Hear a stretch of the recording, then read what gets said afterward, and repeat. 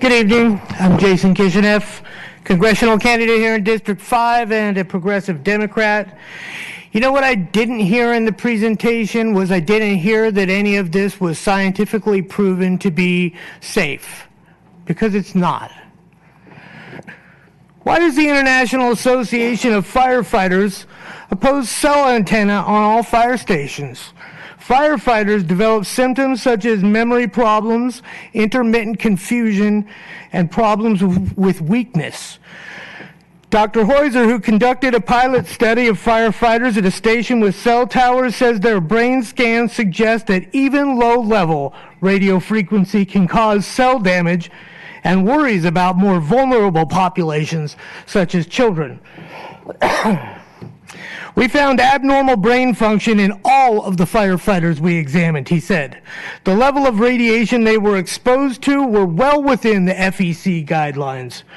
What's happening now in our cities is that Verizon gets that the people are becoming aware of the dangers of 24-hour exposure at close range to a radiation similar to microwave radiation, and so they're seeking to install many times the small cell transmitters that are needed for a 4G system in the hopes that people won't notice, but we are.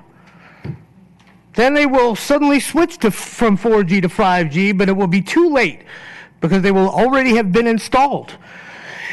If an entire generation develops cancer or mass sterility and we then decide to remove them, it will mean protracted court battles and potentially losses in the tens of millions of dollars for interfering with the profits of an international corporation.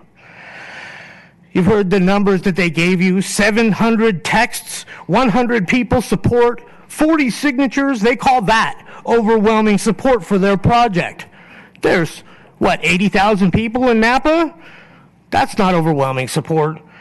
Sending people a text asking if they'd like faster internet speeds is not the same as asking if it's worth exposing their children to unsafe radiation 24 hours a day, 7 days a week.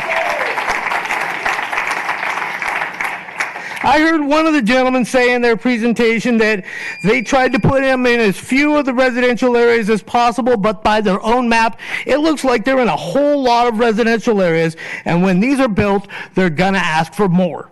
But how many more? And are they gonna be in your neighborhood? All that's being asked of you is to implement an emergency safety ordinance protecting our residential areas and our schools from untested, dangerous radiation like many other cities have done. It can be done. Please do it. Thank you.